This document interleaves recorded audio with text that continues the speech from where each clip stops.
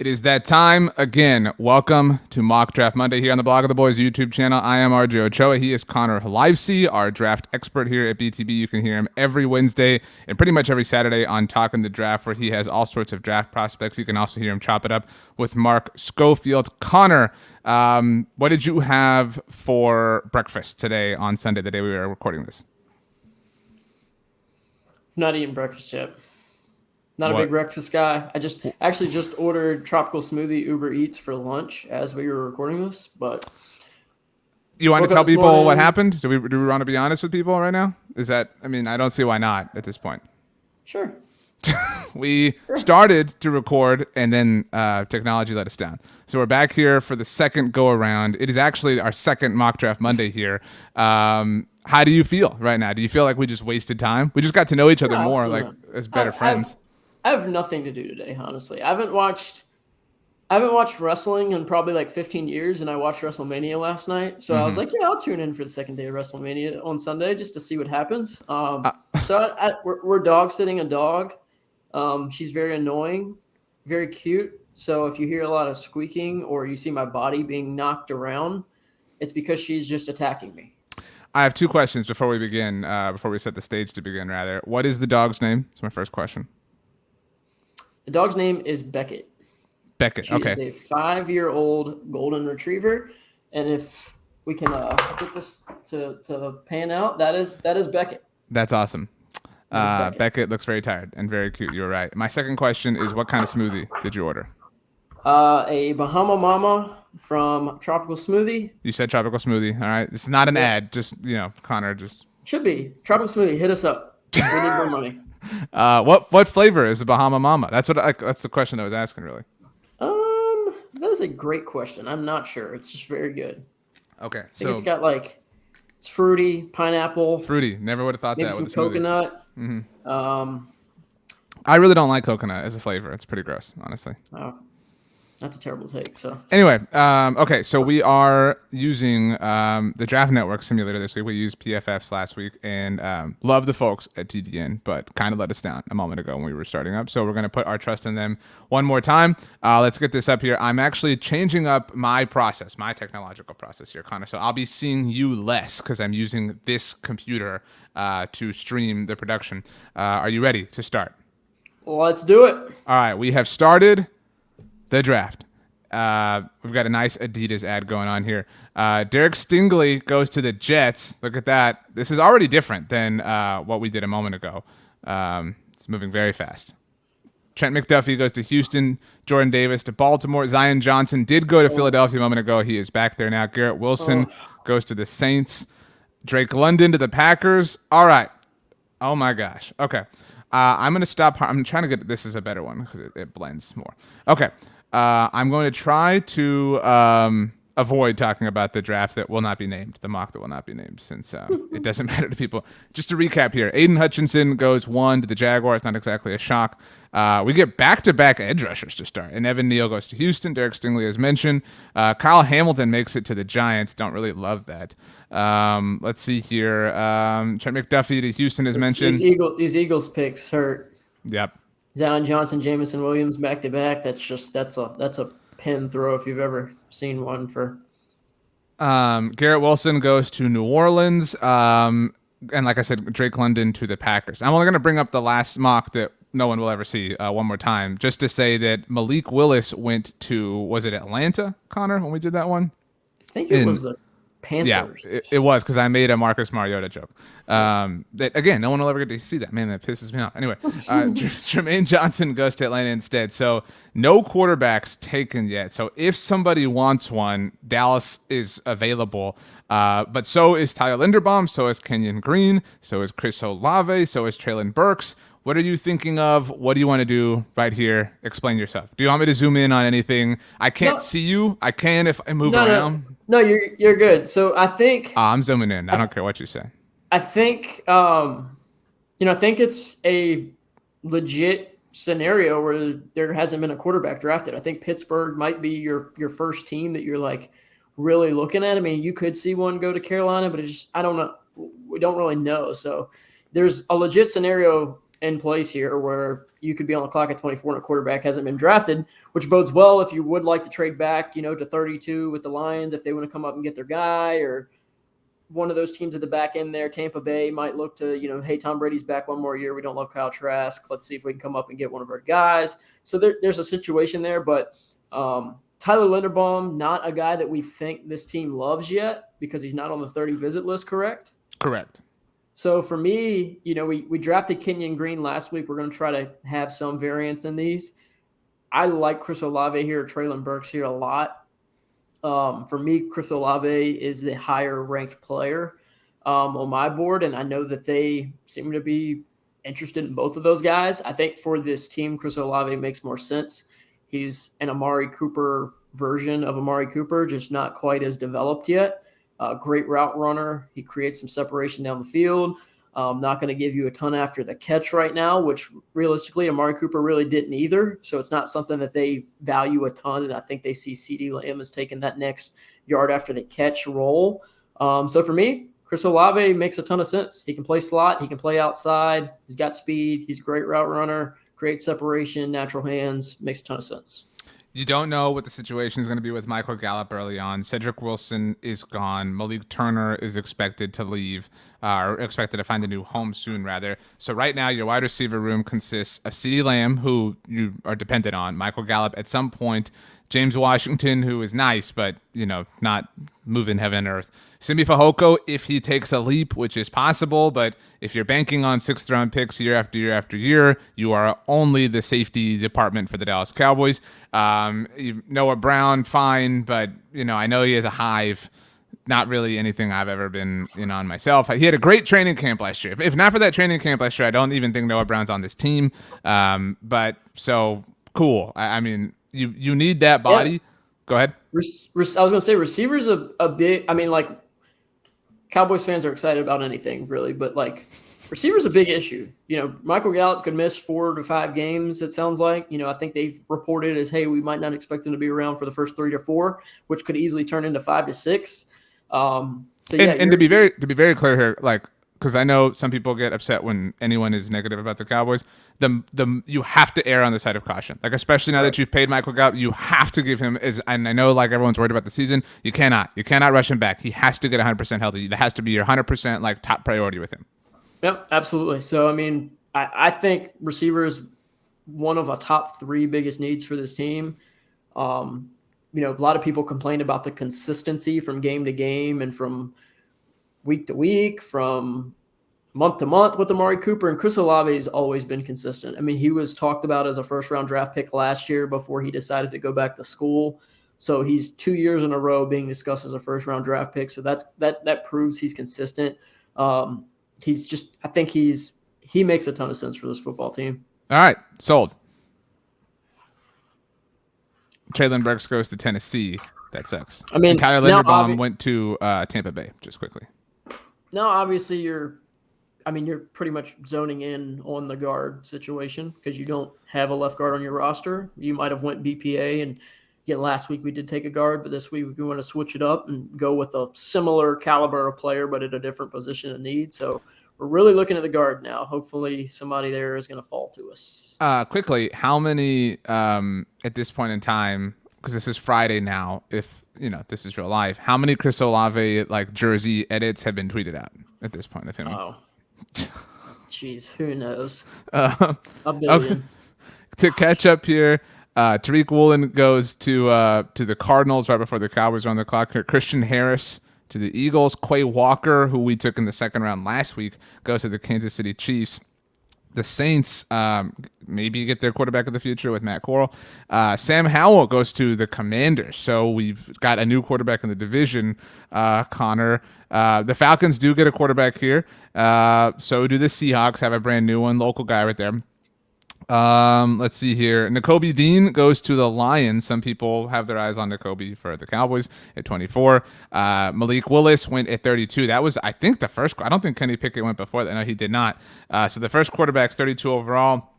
Detroit gets the 5th-year option. Kenyon Green joins Lyle Collins in Cincinnati. And when that pick happens, dude, even though they have just taken Chris Olave, like every Cowboys fan's tweeting like the Bengals, blah, like it's chaos right now. If you're a Cowboys fan with the Bengals, but okay, let's get back to where Dallas is at here. You want to see the guards, I assume. Yeah, I mean, I see the guy up top here that I'm interested in, but man, I see a tight end too that I think is a ton of fun. Okay, so here are your guards, your guard All options. Let me see if we get to the top here. I do not want to move back. That was part of our issue last time. But just Jamari Sawyer is a really good player out of Georgia. Played tackle for Georgia. Going to move inside to guard. Here's your tight ends, just so you have a chance. Trey McBride is there. I know, and that one's it's got me thinking for sure. It's got me thinking. Real quick. Can we look at the tackles? Because sometimes they have, like guards that might be tackle. Okay, no, okay. I was just making sure there wasn't a guy who we view as a guard, right. who's going to, tackle. But man, gosh, there's so many good players. Jalen Petry's a guy I love. I don't think they're going to do safety. There's no way. But again, I love him. I think it's got to be Sawyer here. Jamari Sawyer out of Georgia, a guy who he wasn't. He's been good at guard when he's played guard. He played tackle last year, and he wasn't great at tackle. He's kind of the same conversation as just not on the same level. I think he's a half round difference from your Zion Johnson, a guy who projects as a really good guard. He didn't have great reps at tackle. Same thing with Kenyon Green.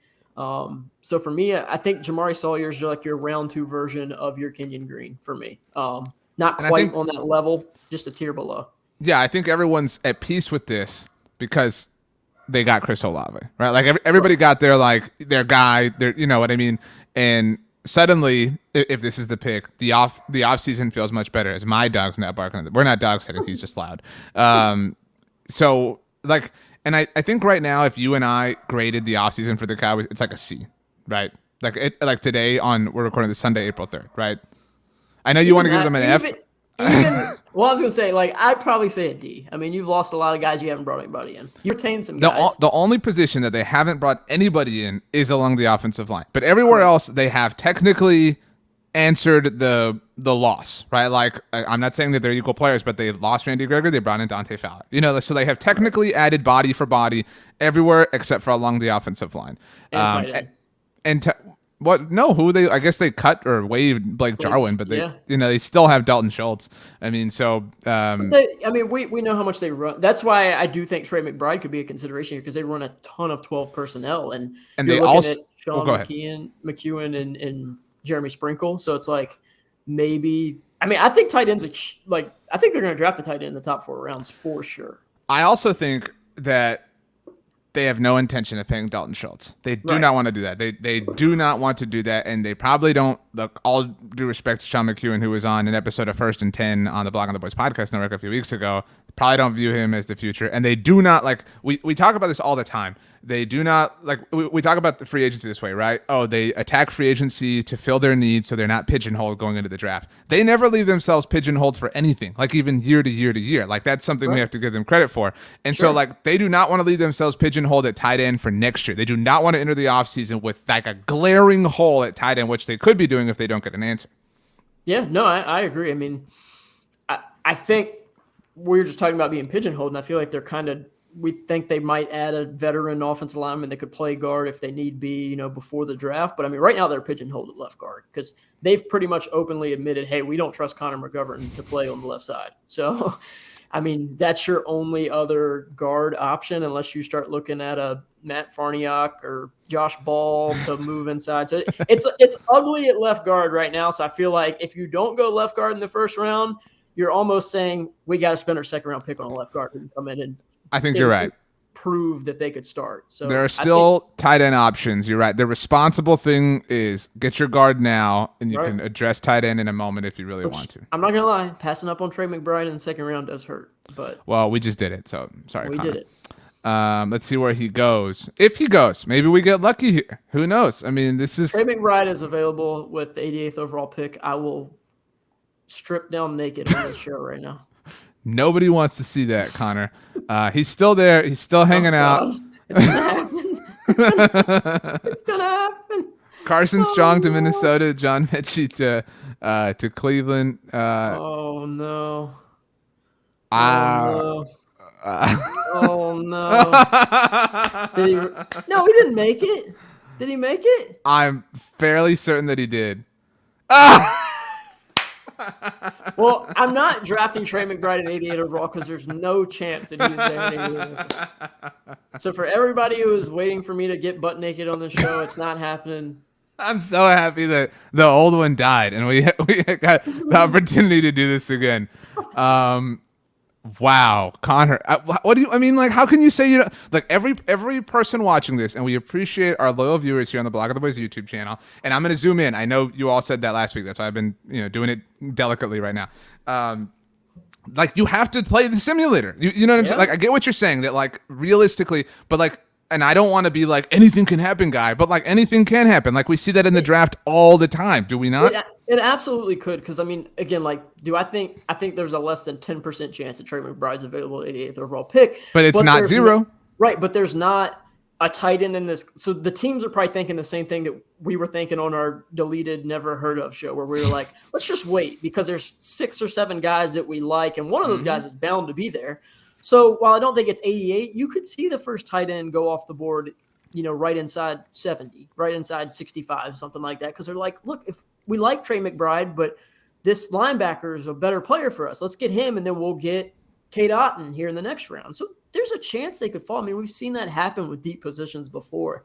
Let's look at our edge rushers real quick, just because I think that is a major position we need to look at too. Connor wants to look because he wants to see Sam Williams' name because he wants to talk about that pick. He's there. All right, let me zoom in. He's there, and I'm not even going to talk about it a whole lot because we drafted him last week. I talked about it. Just in this, actually, just to be clear, we did not draft him in this spot. We traded. I have it right here. This is a very kind of twig and duct tape and glue show. We traded up 3 spots. We're sitting at 88 right now. We traded up to 85 with New England, gave them 193 to sit there and draft Sam Williams. So we're here 3 picks later, and we can take the same guy. Yeah, I mean, I think you're adding, again, like Dante Fowler, to me, is, a good edge 4, an okay edge 3. I think Dorrance Armstrong, a decent edge 3 or 4. Sam Williams is a guy who will let Dorrance Armstrong play, let Dante Fowler play on early downs, and then he'll come on the field on 3rd down and rush the passer. And he's gonna need some time to develop his run defense. He makes explosive plays against the run because of how explosive he is, but he's not a good run defender right now. There are some questions about his effort. I mean, you turn on the tape and there's some questions where he's just not chasing down plays from the backside enough. He's not playing through the whistle on tackle attempts.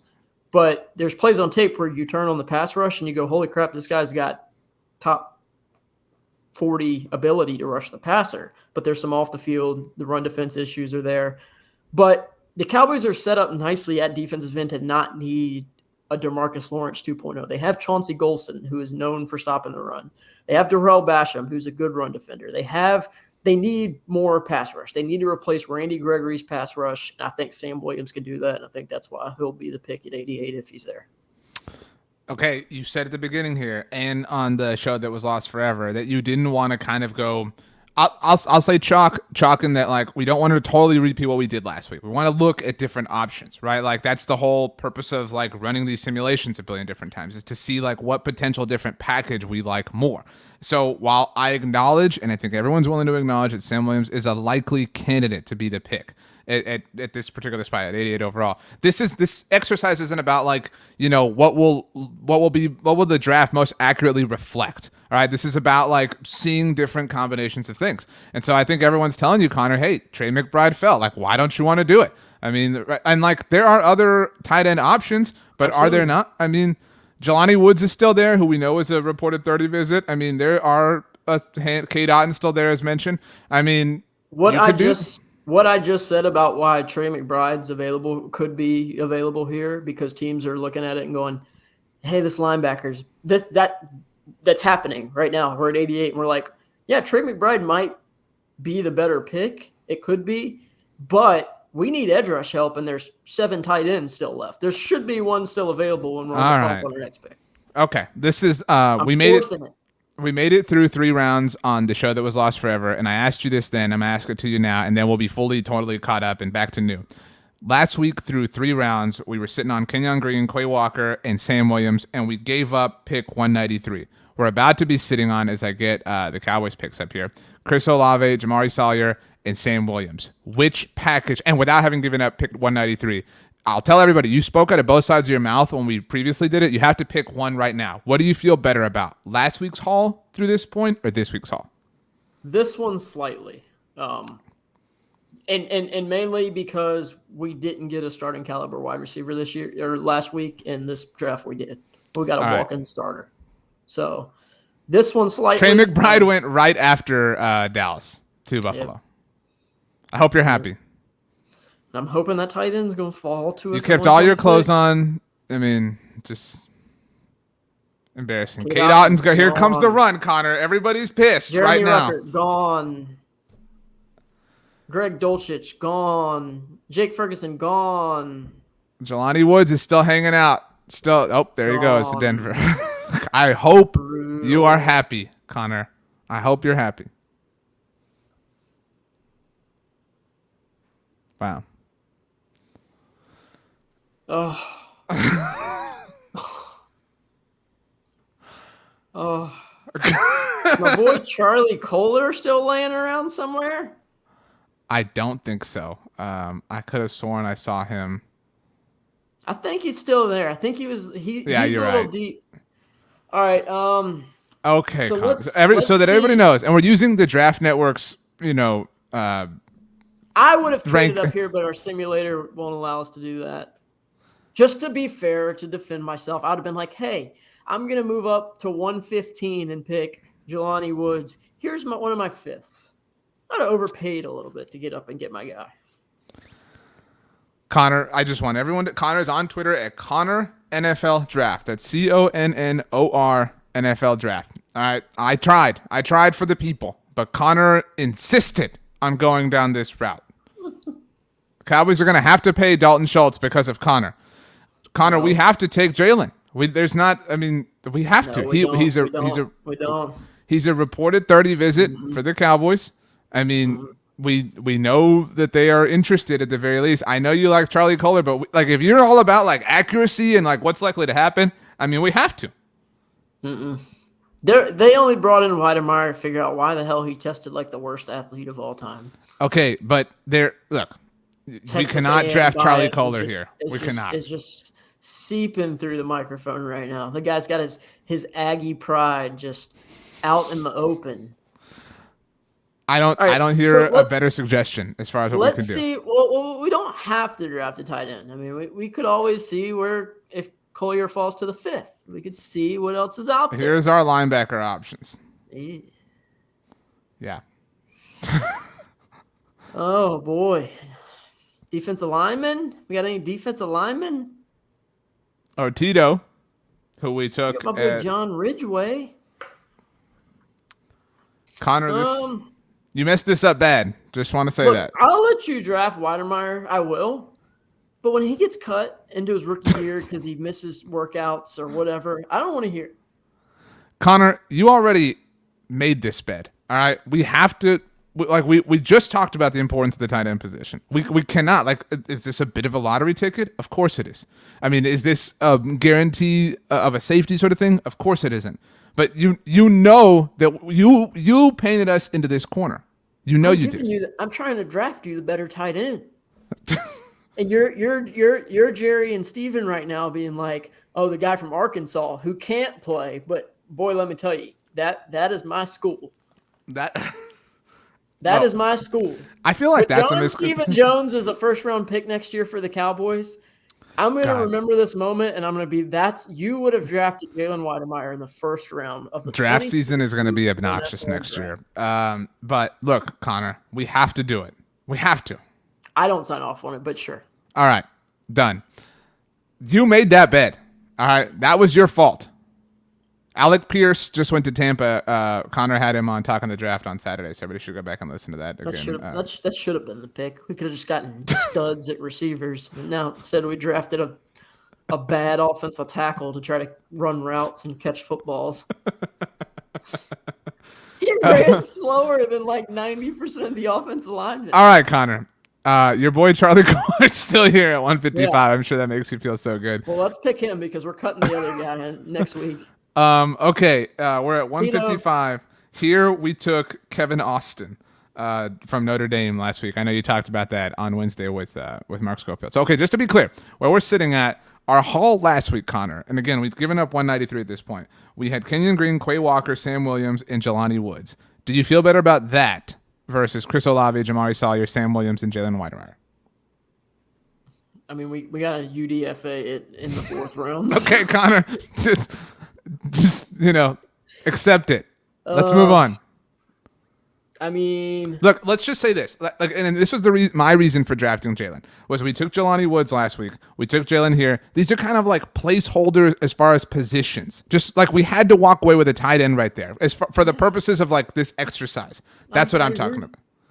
A guy from Iowa State just slamming things around the house right now, going, "Why did I just get picked later than that?" Okay, Connor, stick to his stomach. Where do you want to go next? Can we go back to the overall board so we can see what we're looking like? Kobe Bryant. Ooh, Hassan Haskins would be an interesting name here. Cowboys are in a, running back isn't a need, but it's a contract year for Tony Pollard. They can get out of Zeke Steele next offseason. Running back is very quickly going to turn into a need, although you shouldn't use any premium resources on it. But this is around that sweet spot. I mean, you know who I'd like? I mean, they don't really need a corner either, but Kobe Bryant's got, I mean, that's for really good value here. And a guy who kind of fits what Dan Quinn likes in his corner is big, physical, long, aggressive in man coverage. I mean, I like that. I think that's a sneaky, I mean, again, like they don't need corners, but you got okay, 4 and you need 5. That's a quantitative view. Let's look at it from a qualitative standpoint. You've got Trayvon Diggs. Cool. Awesome. Who after that do you feel great about? I mean, I guess you feel fine about an Anthony Brown, or you feel fine about Anthony Brown. But you feel like that's not what your hope. Your hope is that Kelvin Joseph takes off. I'm not trying to like poo-poo Kelvin Joseph, but like, did you see anything last year that made you feel better about that pick? I mean, not gonna lie, yeah. Some of the times he played relatively well. I know he missed an interception that it turned into against Philadelphia and bounced off his head. But I mean, really, like he did impress me because I didn't know what to expect from him in year 1 because of some of the mental issues. Not mental issues, but he's not a guy who plays. He didn't seem checked in. Didn't seem like down to be a pro. Whatever. However you want to put that. Right. But man, like the only thing here is, if you draft Kobe Bryant, are you cutting N'Shawn Wright in his second year? Or are you cutting an Anthony Brown or Jordan Lewis to save money? Would that be a consideration at that point? Probably. I mean, like that's not inconceivable.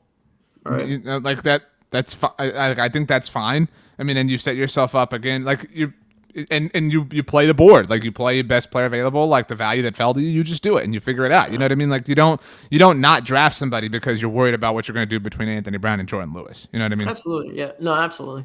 I mean, I do think at this point in the draft, you might say, hey, why don't we look, somewhere else? Like in the first or second round, you're like, okay, if Derek Stingley falls to you at 24, you're like, okay, we're not going to not draft him because of Anthony Brown and Jordan Lewis. But when you are talking about a 5th round pick, you might go, okay, hey, let's scroll down just a little bit real quick before we make a pick. Let's see what we're looking like. Danny Gray. Brian Cook would be fun here, but I don't think they're going to spend a pick on a safety, if we're being honest. No. You know who? I mean, we did it last week, and I hate to kind of double up on picks here again, but Otito Ogbonia just makes a ton of sense. I mean, they need another defensive lineman, I think. They brought in Carlos Watkins, Neville Gallimore, Oso Digizua. They like those UCLA defensive linemen. I mean, I think this is the range he goes in, and I think he can be a good player for Cowboys because he's got some versatility. He can play the nose, he can play the 1, he can play the 3. I mean, for me, it would come down to the value in Kobe Bryant and then the position need and player value here in Otito Ogbonia. And we've seen them, though, lean value. right? And you're like that's like if when that fork in the road is presented to them, they lean value, and so I think it's fair to go down that road again. Look, hey, look, when it's mock draft Monday, we'll be back next Monday. We'll mix it up. Like let's see. Like we're experimenting here, Connor. I mean, you know, like just loosen up. And we got another pick coming up. Maybe one of those. I mean, again, like maybe Otito falls. We took Otito at 167 last week. Otito has not gone. He fell. Oh! Hey, that's all right because we're gonna get drafted a running back out of Michigan who's gonna be the starter next year when Tony Pollard and Ezekiel Elliott aren't here. Oh, that one I feel bad about. I blew it in the third round with Sam Williams, and you just blew it there. I mean, I don't feel terrible about that. Like I feel very happy with the value, and I feel I mean, they have bodies. Like they'll make it. Like I'm not losing a lot of stuff. They're fine. Okay. I think that there is serious conversation though to happen about running back here. Like I mean, they like Hassan Haskins. They've talked to him. I mean, I talked to him. His podcast will be coming out. I was gonna say Wednesday, but it'll probably be Saturday because we got a big guy coming up on Monday that I want to get it out in the airways. Look at this guy. This professional teaser. Yeah, literal professional teaser. Like literally talking about stripping down and then not doing it. But I talked to Hassan Haskins last week. He said he's met with the Cowboys pretty much at every point of the offseason. So after the season end, they reached out to him, touched base. They talked to him at the Senior Bowl during that week. They talked to him at the Combine during that week, and they have been in touch with him and had virtual meetings with him after the Combine. So for me, I think we're kind of putting some tea leaves together here and saying running back is kind of a big position of need next year. They like the player, some good value here. You like drafting running backs late because most of the late round running backs do just as well as the early round running backs. So for me, and I will say this too, you know, Haskins isn't a threat as a receiver yet. He wasn't really asked to do that a ton of Michigan, but his burst and strength in between the tackles and outside the tackle box is impressive. And he is a really good pass protector. And we know how much they value pass protection of the running backs. All right.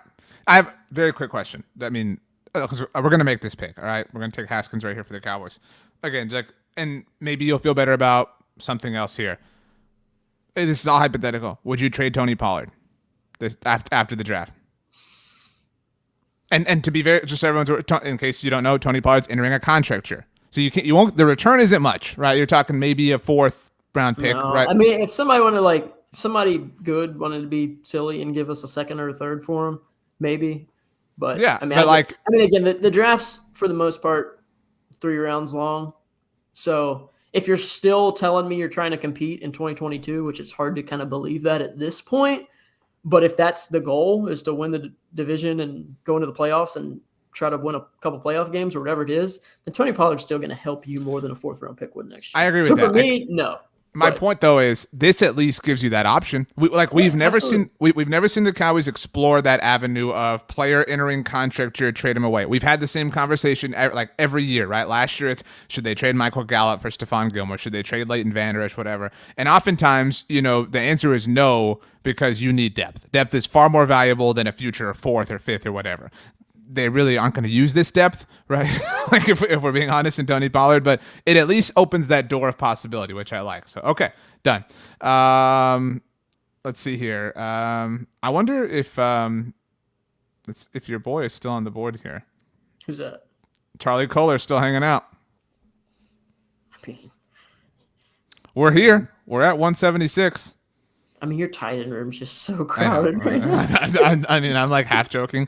So at 176 last week, we took Danny Gray out of SMU. We have not double dipped at receiver. We talked about Justin Ross last week. I don't think we see a name here that.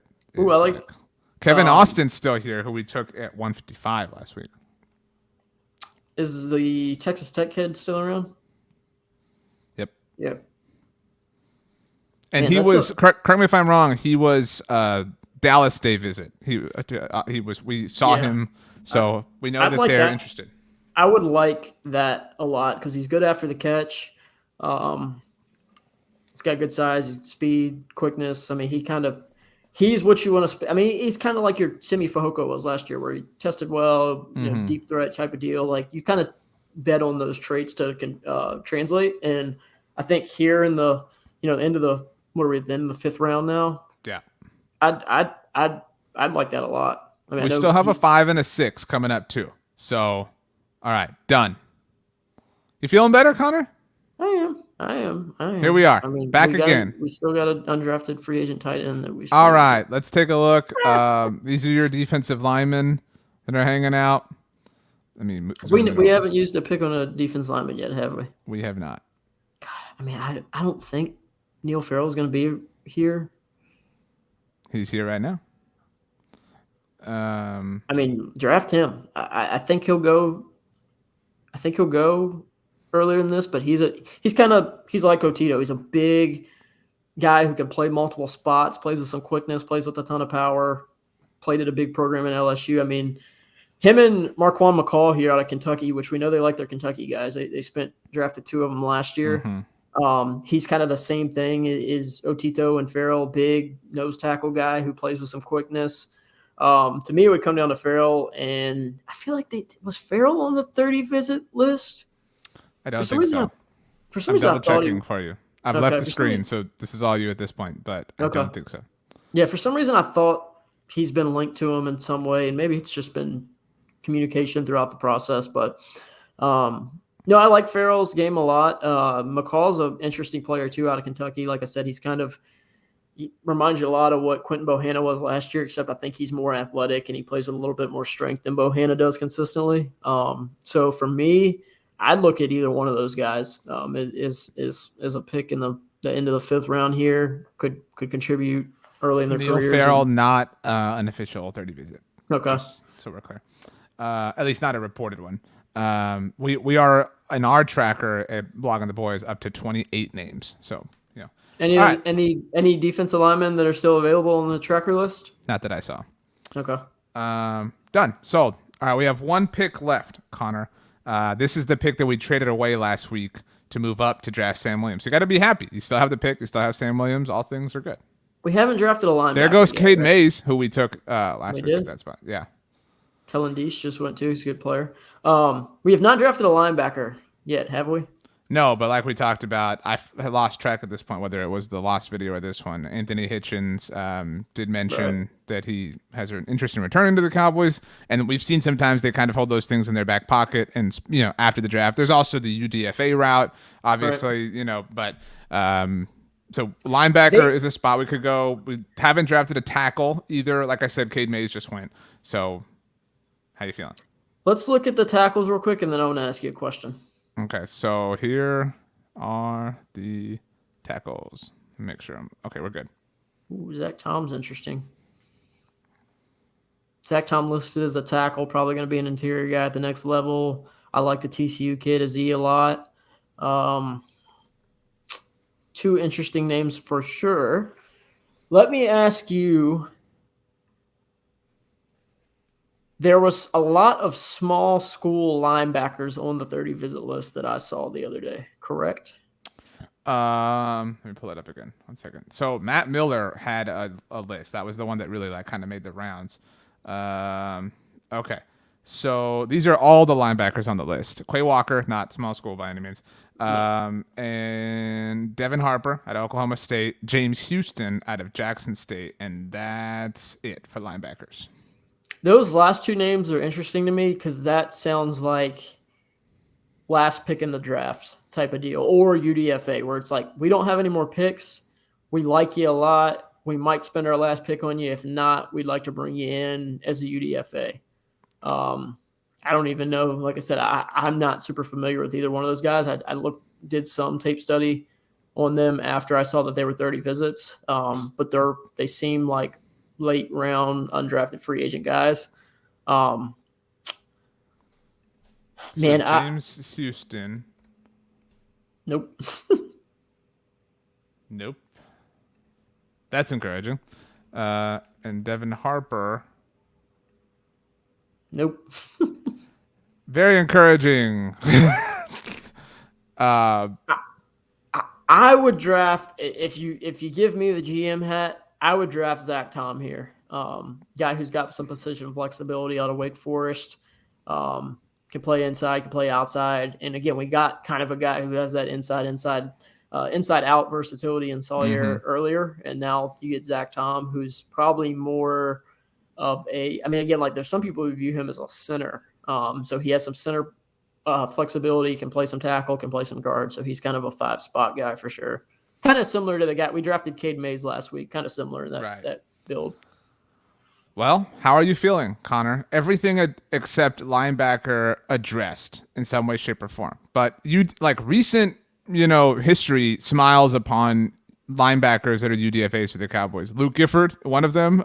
Francis Bernard. They have had their fair share of undrafted free agent linebackers. Not just be solid finds, but make the 53-man roster and hang out for a while. Yeah, no doubt. Again, we see it all the time. Jabril Cox, 3rd-round pick. He didn't get a ton of playing time last year, but when he did, he played well. Anthony Hitchens was a 4th-round pick and ended up being probably the best linebacker that we've seen in a while outside of Micah Parsons. So Bruce Carter was a 2nd-round pick. Damian Wilson was a late-round pick. So you get guys, on day 3 that can come in and contribute as linebackers. And some of those guys, like you said, UDFAs, Luke Gifford, more of a special teams guy than a defensive stud, but a guy who can contribute, and that's what you're looking for in late round linebackers. So all told, our draft, Connor, for the Cowboys, Chris Olave, Jamari Sawyer, Sam Williams. You feel great. First 3 picks, right? Yeah, I do. You get a tight end. We'll leave it at that.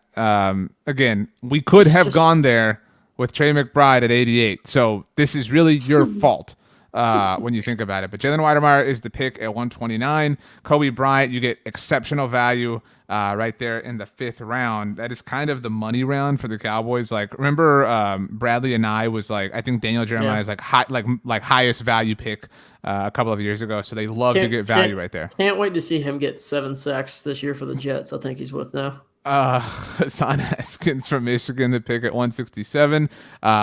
Eric, whose last name is very difficult to pronounce, from Texas Tech, 176. You double a dip at wide receiver. Neil Farrell, you do address the interior of the defensive line at 178, and you get your tackle option with Zach Tom at the very end at 193. We made no trades rather for the Cowboys. We just kind of kept it chalk and went with everything the way it was. They did not trade last year. Remember, they had 10 picks. We talked about this last week, and everybody said there's no way they picked 10 times. They were right, because the Cowboys moved back from 10 to 12 and picked up that 3rd-round pick with Philadelphia. When they took Micah Parsons, they picked 11 times. So I believe the last time that Dallas has moved up in the draft, Connor, was the 4th round of 2020 when they traded with Philadelphia again to draft Tyler Biadasz. So it's been a minute since they moved up. That might happen. You said you might be willing to move up in the 4th round maybe to get your preferred tight end. But other than that, I think, solid overall process.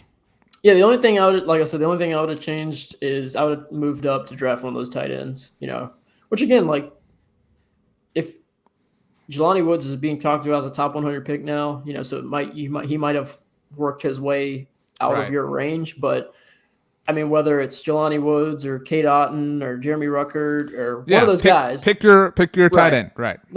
Say you do draft Sam Williams at 88.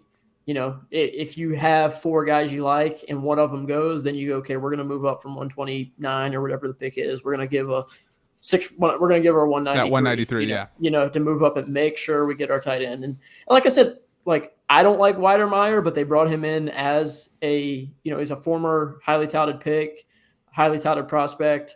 They brought him in as a 30 visit. So whether that 30 visit is, hey, we like you, this is why we're bringing you in, we want to get to know you more, or is it, why has this offseason been so bad for you? And that, again, they do have visits like that where it's we need to figure out. Yeah, inspection. Right. What makes it, I know Broadus says it a lot, but what makes this guy tick? Is he, does he love football? What is it? So. Last question, because Chris Olave is a member of the Dallas Cowboys in this mock draft. More receptions, receiving yards, receiving touchdowns in 2022. Chris Olave or Amari Cooper? Amari Cooper. All 3? All 3. Okay. You will not. Again, I'm not here to. I could see Chris Olave having more touchdowns because those are somewhat like situationally dependent. You know what I mean? Like he's just like, you know, not like a LaRon Robinson season for the Cowboys, but you know what I mean? Like he's just like the guy that has those moments, or you know what I mean? Those fluky plays, and maybe Amari has one of those. Like remember Julio Jones had that crazy like, you know, like whatever streak it was without catching a touchdown because he was always tackled at like the 2 or the 1, like you know, like a weird confluence of events like that. Like that I could see happening. Yeah, I mean, anything can happen. Without like trying to pretend like Amari Cooper's a top 3 wide receiver in the NFL, the odds of you finding a player in year 1 to play to the level that Amari Cooper played is like pretty low. So let Chris Olave wear 19. No. Okay, Connor's on Twitter. I can't remember what he wore in college. Did he wear 1 in college? I think you are right. Double checking. No, we're wrong here. He wore number 2 in college. 2. I knew it was one of those legends. That is unavailable. Oh, Jordan Lewis. Yeah, Jordan Lewis just switched to number 2. Chris Olave would look good in a 1, though. But tell you what, though. Well, number 1 is available with Cedric Wilson being gone. But tell you what, Kobe Bryant pick, Jordan Lewis gets cut. All of a sudden, at training camp, when Jordan Lewis is cut, Chris Olave switches from like whatever he has, 1 or 3 or whatever to 2. Everybody wins here. Okay. Connor's on Twitter at Connor NFL Draft. I'm on Twitter at RJ Ochoa. Let us know what you think about our mock. You can obviously let us know in the comments as well. Connor, say some words and then we'll put the goodbye screen on. Last words belong to you. Make them great. I think people will like this draft more than they did last week just because you addressed positions of need, and fans of NFL teams don't really care about how good of the players you got if you still have major holes on your roster. So, I mean, I think people will be more excited about this draft. I don't know if they're going to love the guy you drafted in the second round, but I think it's just because without sounding rude, like a lot of people don't dive into it to an extent to know some of the names that might not be, this year, universal top 50 guys. If you're an offensive lineman this year, or an interior offensive lineman that isn't Tyler Linderbaum, Kenyon Green, or Zion Johnson, you suck. Like that's how a lot of people will feel about it. That's a good way to put it. And again, I know he went before our pick here in the second, but I like Sean Ryan out of UCLA. He's a guy that a lot of people just don't mention or talk about. But I mean, I think it's just important to, listen to people and do your own research. I mean, again, I was talking about Sam, not to take a victory lap. I'm not trying to do that, but I was talking about Sam Williams months ago before anybody knew about him. And now people can't shut up about him. And it's just Jamari Sawyer is a guy that right now you might be like, he sucks. But Dane Brugel will put out something in a couple weeks where he's like, he's a top 8 guard. And then people will just be like, oh yeah, there's our second round pick. So just do your research. Just look them up. Watch some tape. That's well said. Thanks to Connor. Thanks to you all. Thanks to Beckett. And thanks again. We'll see you next time.